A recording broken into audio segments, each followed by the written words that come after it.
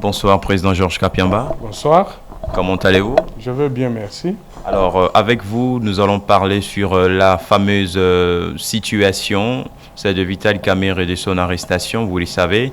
Alors, comment vous avez jugé cette démarche? Aujourd'hui, il est aux arrêts.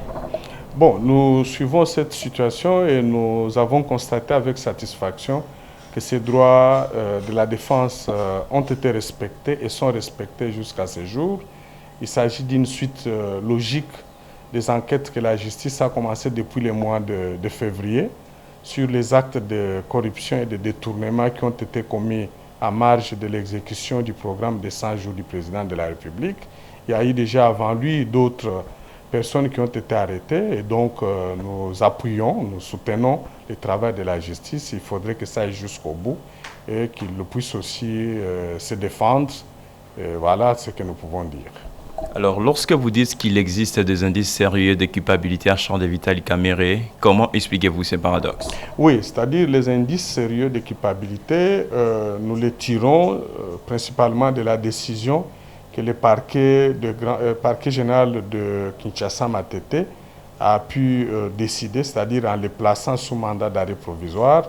Nous savons qu'au regard de la loi de notre pays, c'est-à-dire l'article 27 du Code de procédure pénale, les magistrats instructeurs ne peuvent arriver à cette décision que soit parce qu'il y a l'existence d'indices sérieux de culpabilité ou qu'il a peur qu'en vous laissant partir, que vous ne puissiez plus comparaître et que vous puissiez échapper à sa vigilance ou que lorsqu'il considère que les faits sont extrêmement graves, il peut vous garder dans cette situation de détention. Et donc voilà pourquoi nous considérons qu'il doit y avoir l'existence d'indices sérieux de culpabilité ou la gravité des faits, qui sont les éléments essentiels qui ont déterminé les magistrats, les procureurs généraux, à pouvoir les placer en détention provisoire.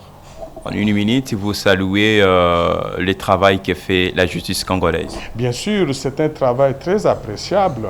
C'est un travail qui était attendu depuis plusieurs années par les Congolaises et les Congolais et qui aujourd'hui tous ne souhaitent qu'une chose, c'est-à-dire que la sanction doit être administrée à tous ceux qui se sont impliqués dans les actes de corruption, ceux qui ont détourné ou mieux qui ont volé l'argent de l'État, ceux qui sont à la base aujourd'hui de la misère, des difficultés de transport qui se sont aggravées principalement dans la ville de Kinshasa par le fait que les sauts de moutons n'ont pas été terminés dans les délais impartis par les entrepreneurs. Et donc, tous doivent être identifiés, arrêtés et sanctionnés.